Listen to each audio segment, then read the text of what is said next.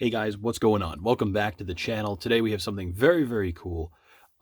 As you know from this channel, I am a huge fan of Masters of the Universe 1987, the live-action film that featured Dolph Lundgren as He-Man, and of course, the great Frank Langella as Skeletor.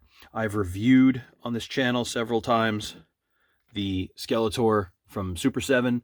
I have shown repeatedly that I cosplay as that Skeletor. This is actually a customized latex mask that is Skeletor from that. You guys have seen my full-size staff, all the different pieces and things that I've done in the research and everything. So you know that I'm super invested into the Skeletor look. And I'm really excited. I never thought we'd get one, let alone two different versions of an action figure based on the 1987 Skeletor, which in my opinion is the greatest on-screen villain of all time.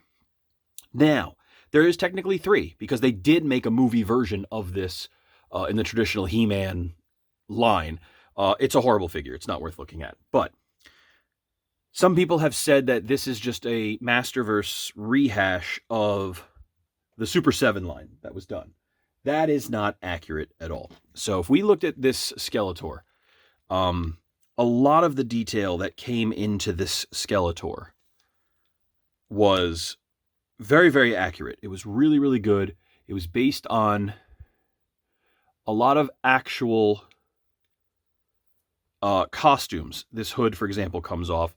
It was a really, really impressive setup. You know, the skirt did have very accurate pieces here in terms of what the rough shape of the real pieces looked like. The counts and everything were all very, very impressive. And these were very, very well done. But it was on the buck that all the classics line was on, and that was just a crap buck. I didn't really care for it. The boots were wrong, the legs were wrong, the crotch is correct. There is that little bit of ribbed crotch or whatever, and the coloring just had a lot of gold to it.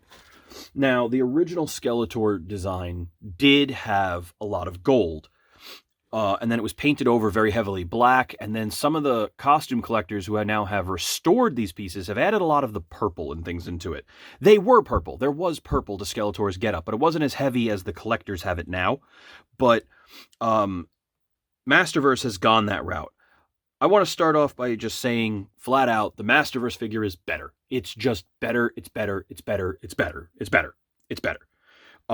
They put the effort into the details that this figure did not have. First of all, the face sculpt. Let's see if I can get this to focus.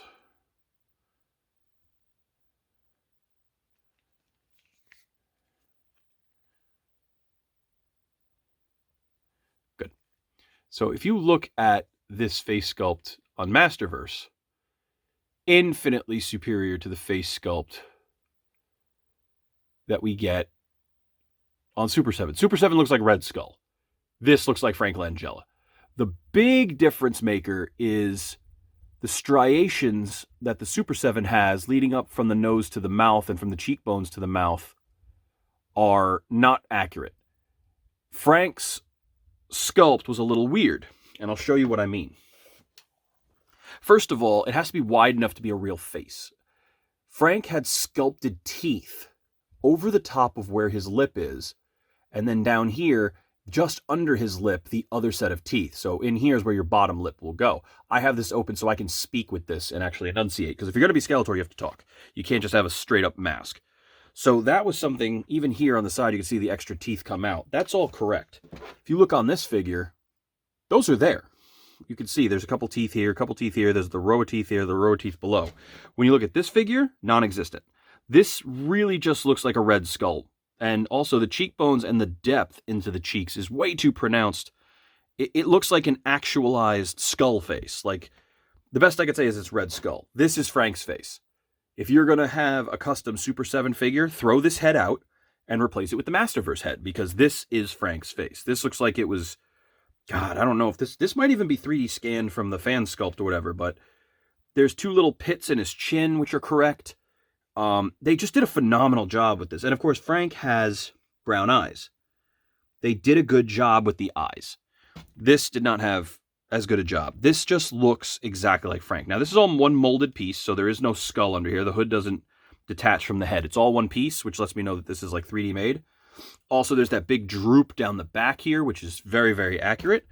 This hood had it as well. So that is something that is very accurate. But while we're on the subject of the back, Frank's medallion. This is the accurate medallion.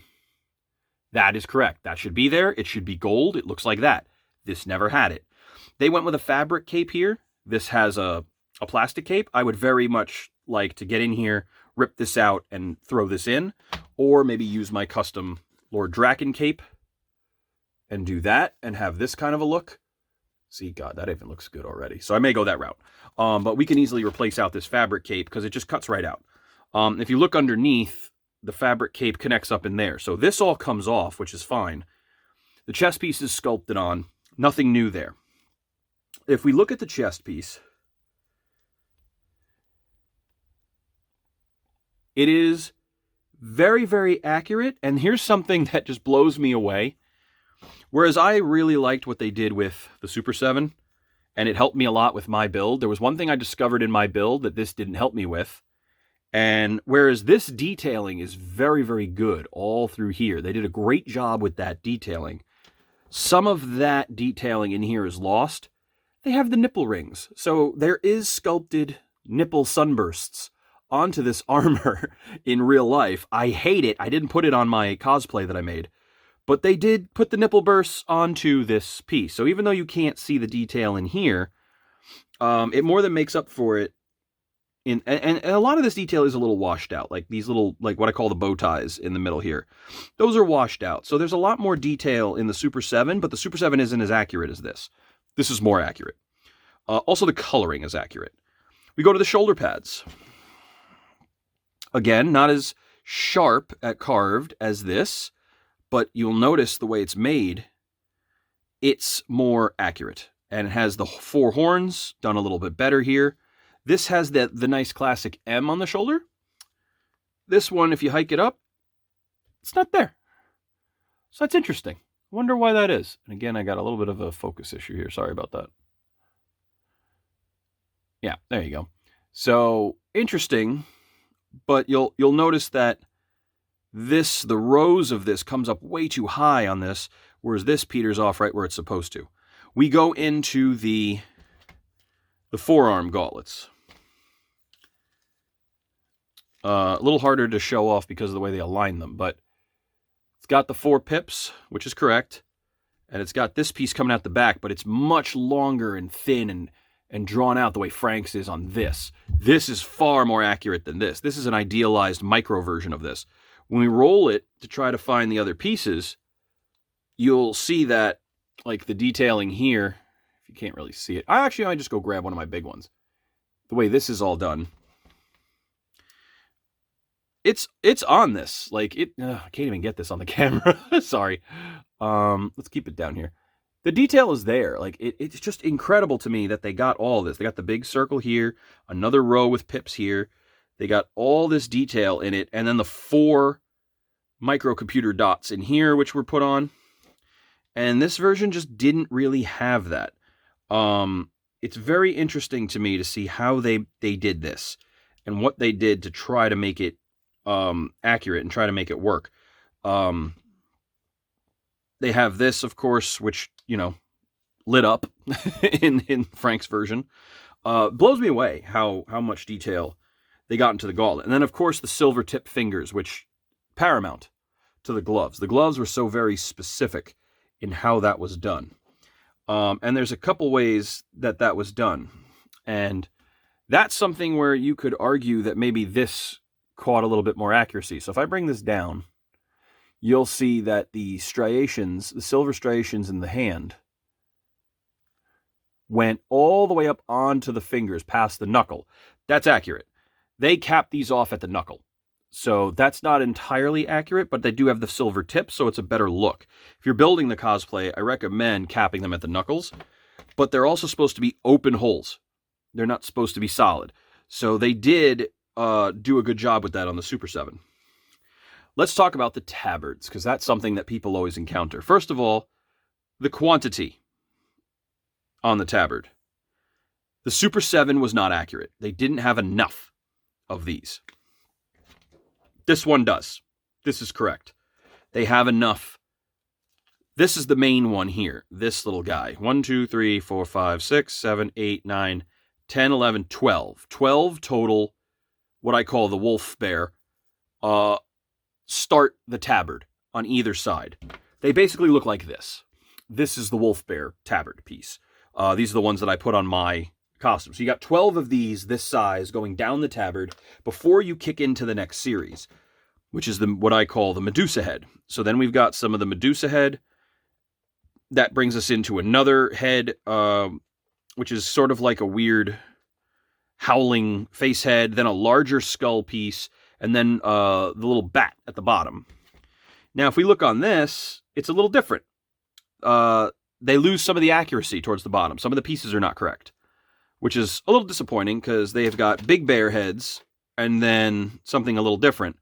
But at the end of the day, they did get a good chunk of it right. It looks like the quantity they've got, but the detailing is not the best on it. They did get the bat. If we look at the belt, which is a separate piece than the skirt, and the belt actually comes off. You can take the belt off.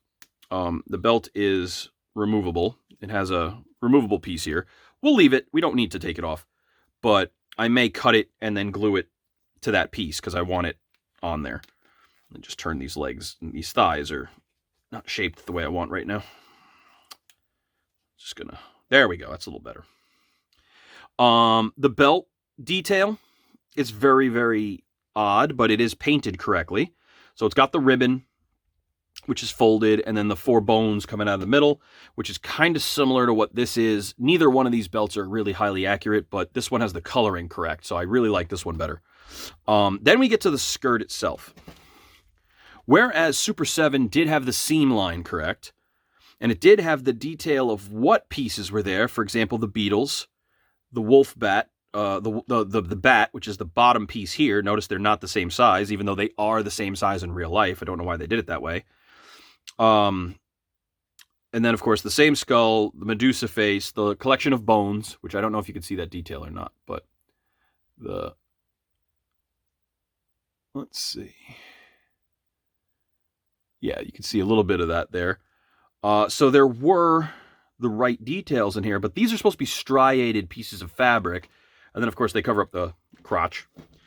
This has a much more pronounced cod piece, so it's much more accurate, but you can see the striations. This is the way it's supposed to look, and that makes the skirt look a lot more accurate. And then when we get into the top here, the layout of this looks better. The layout looks more accurate with how that's laid out. So there is these pieces up here, and they're not colored, so I may go in with a pen and color these, but the other thing that people don't notice is that the scarab beetle flips orientation throughout the skirt. It faces this way, and then it flips 180 degrees. They got that, which is pretty crazy.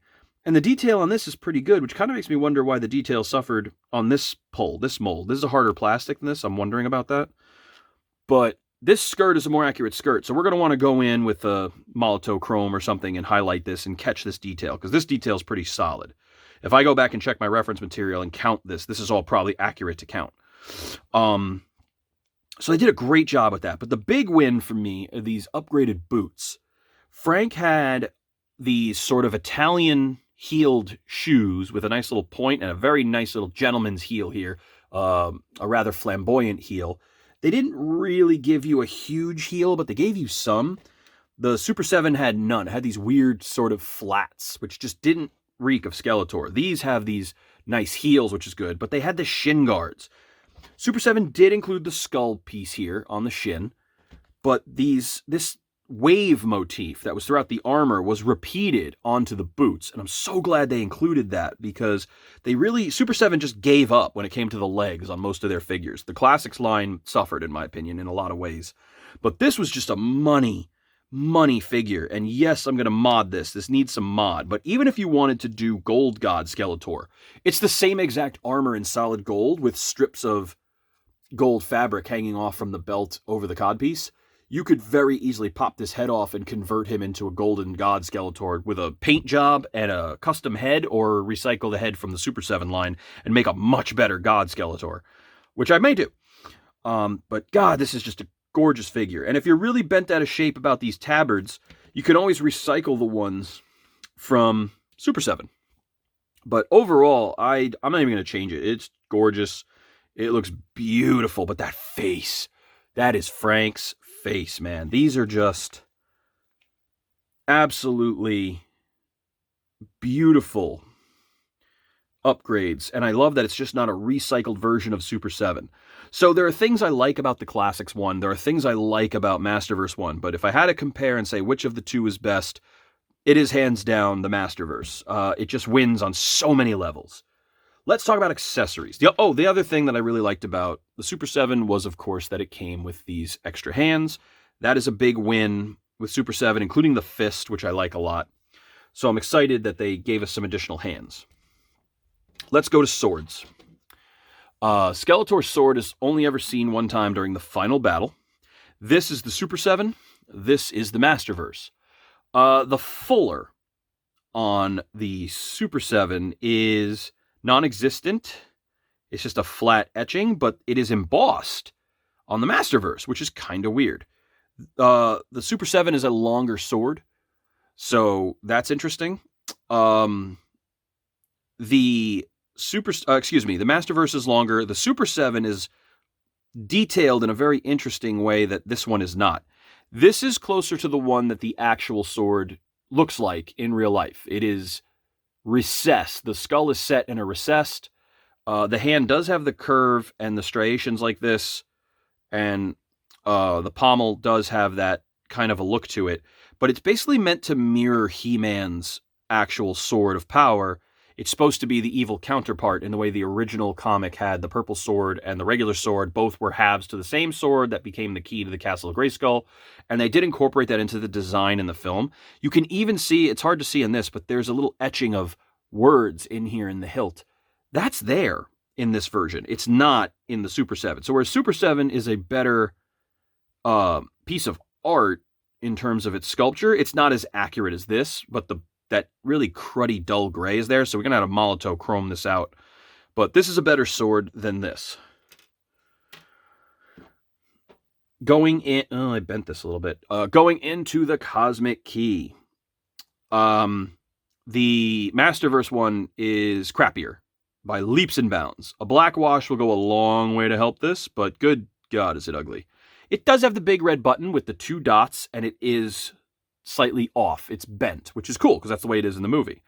The Super 7 one, it was square. It did have the 2 dots, but it wasn't painted red, which always bothered me. All the little spindly bits that come out in the Super 7 one are their own piece. And as you can see, they bend, which kind of sucks. They're molded into the piece in the Masterverse one, which means this will keep better. And then the top piece, same problem. Overall, the detail, the paint, and the sculpt is way better on the Masterverse. On the Super 7 one. The Super 7 one is the superior, but because it's so delicate, depending on how you store it, it gets bent, and then once it's bent, it's screwed. So it's a give and a take. With a paint job, however, this could be a very, very, very nice looking Cosmic Key. It just needs a little bit of a wash and some attention to detail, and it will display very nicely, and because it's one solid sculpt, it will hold its shape pretty much forever. That brings us to the Havoc staff. Oh, the Havoc staff. You guys know I've built a full-sized Havoc staff. You've seen that on my channel before. So let's talk a little bit about these 2 staves. I will be perfectly honest with you.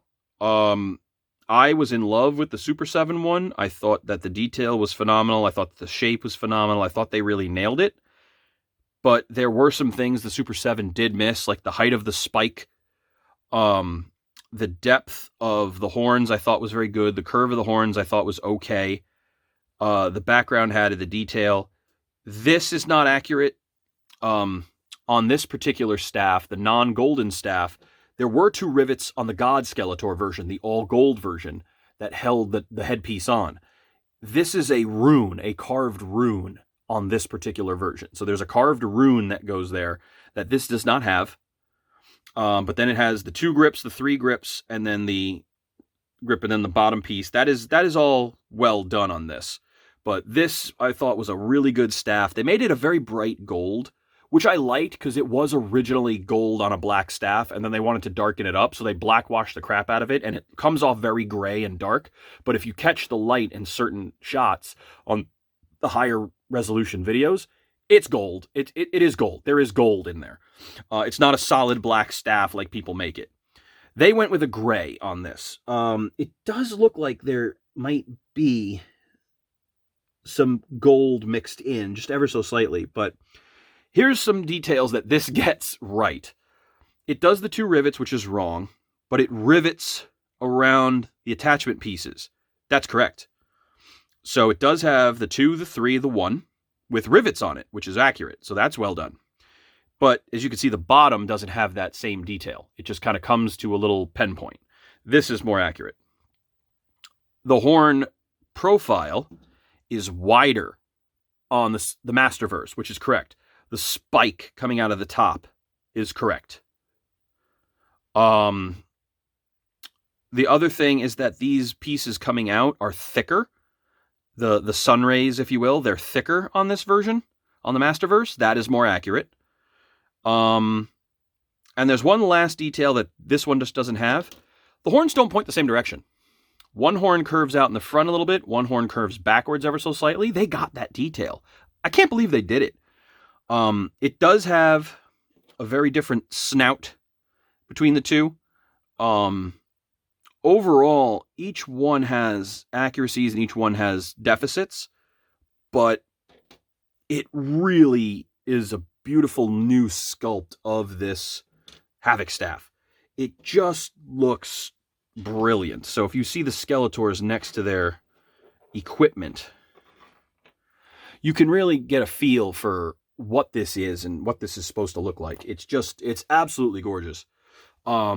Some mods to this would be cutting off the belt, gluing it to the base here so that it is all one piece. I think that's a no-brainer.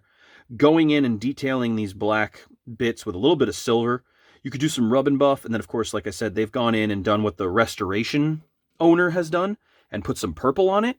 That's not accurate to me. That's not the way that looks. I actually like having a bit of the gold in there because it gives you just a hint of what Skeletor is planning to become, which is what the original design and build had. And then the restored pieces just have a lot of silver and purple put into it. But there was a lot more gold, subtle gold in Skeletor's build, which Super7 did try to capture. And I appreciate that a lot because I think it goes a long way. But these can all be highlighted with your basic pens and things like that. The helmet, just the head, everything is just beautiful on that.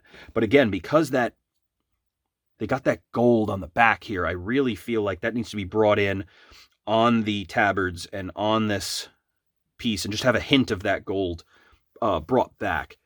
But man, this is for a stock figure right off the shelf. It's unbelievably well made. It just, I can't get over how well they did this figure. It is incredible. Actually, let me get my Havoc staff.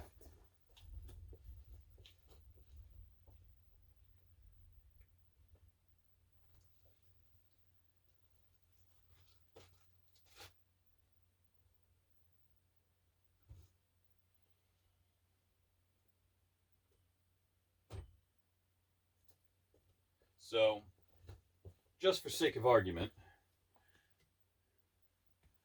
let me zoom out.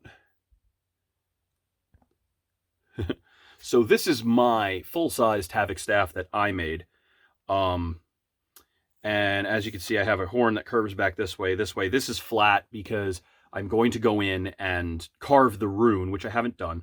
But you see what I was talking about with the thickness. The spike, I intended to put another piece here to make the spike even more pronounced.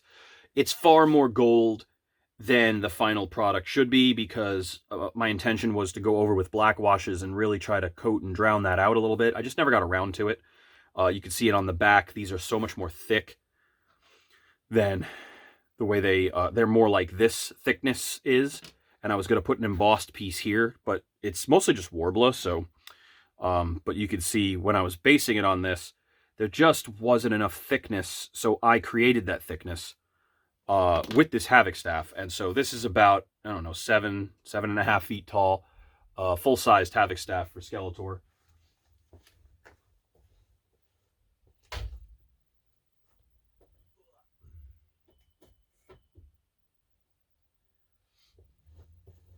And so you know, when going through and building this costume and building the armor and building all the components I needed to for Skeletor, the hardest part is this skirt detail and these tabards.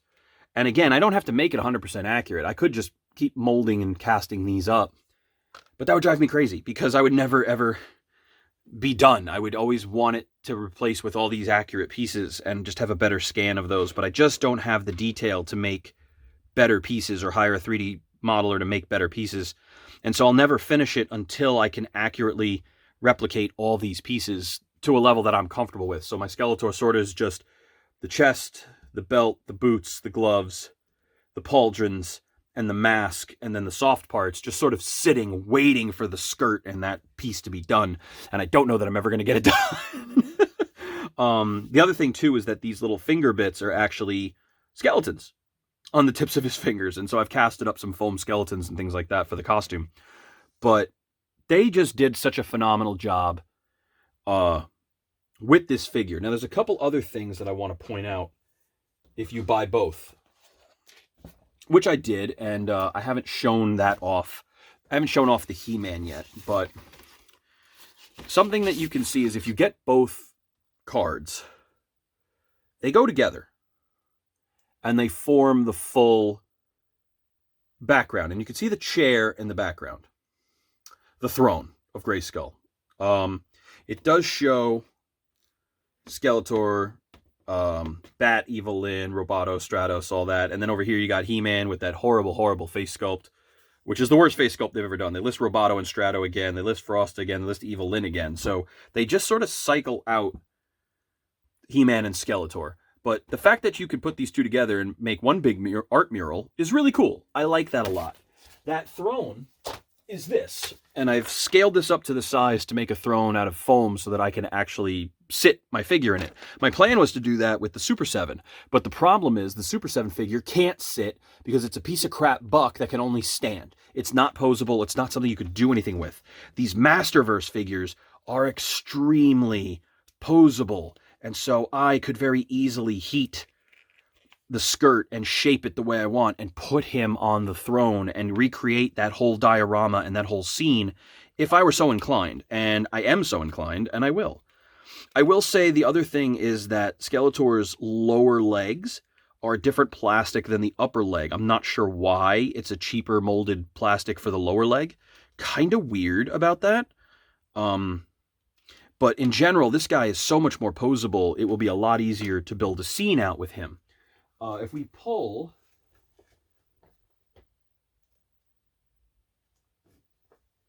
what was known in Super 7 as Rebel Leader He-Man, which I actually don't own. I never bothered to invest in Rebel Leader He-Man.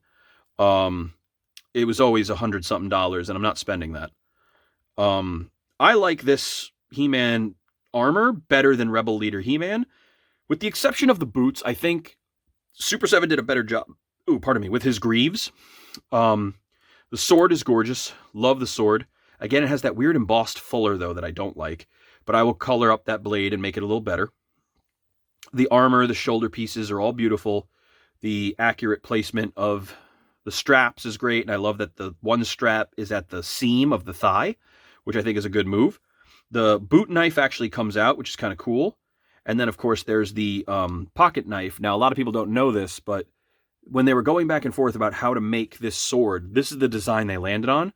The pocket knife here that he wears at his side, the dagger, is actually in the shape of the traditional He-Man sword. So they did manage to get that design in, which is pretty cool. The gun and holster is there, the wrist cuff, the little things on the biceps. But this particular buck is a better buck for a Dolph Lundgren body type. It's just this goofy head is terrible. If I can get a hold of a better head, I will do so.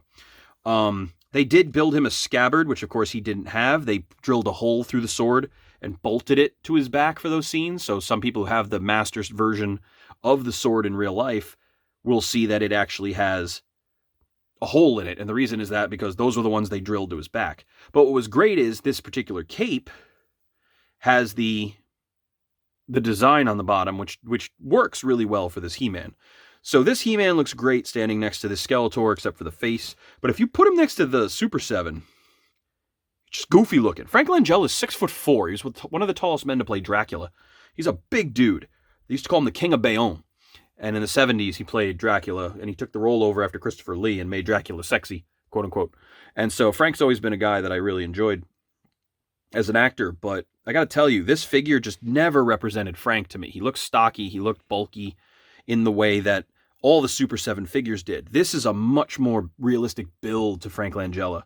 And, you know, now that I have a He-Man and a Frank from the 87 film, thank you to Masterverse for that, I can finally build a diorama that's appropriate and at the level that I want. Again, I'm thinking I might do this cape for him. Look how nice that looks. That's going to be pretty cool. Let's go back to zoom. Look at that. That would be a really cool cape. And do a plastic cape, but I have so many of them. But either way, this is just a gorgeous, gorgeous figure.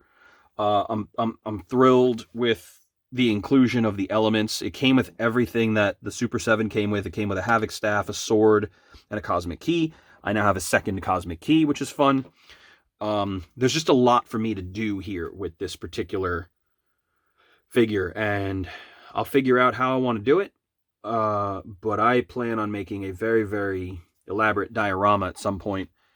And, you know, I'm not exactly out of love with the Super 7 figure. It was all I had for so long, but to me, this is the definitive Frank Langella. This is fine. It's Classics' interpretation of the 87, but it feels like a Classics figure dressed up as the 87 figure. This feels like the actual one from the movie. It looks like him. It's colored like him. The proportions are like him. I think the pauldrons are too big, but what else is new? The accessories are really good, particularly the Havoc staff I like.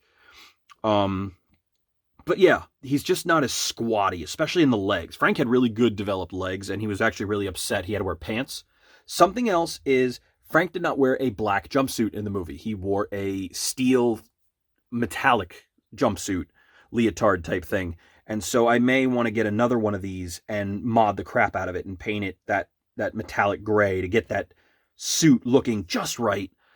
But yeah, there's just a lot you can do with these because they're so affordable. You can really load up on these. And like I said, all you gotta do is pop this head off, pop on a gold Skeletor head, repaint this, and boom, you got God Skeletor and you can rock and roll.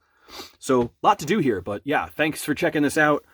Really excited about it. I hadn't planned on making this my January video, but once I got a hold of these, I just lost my mind. So I had to immediately make a quick video, no intro, nothing special, just wanted to dive in and dissect these. So thanks for checking this out, and stay tuned for more Masters of the Universe stuff. I'm going to have some more stuff coming, a classic Castle Grayskull that we're going to repaint together, and a lot more custom figures and things like that, and probably some more work with this particular one, modding and things like that. Thanks a lot.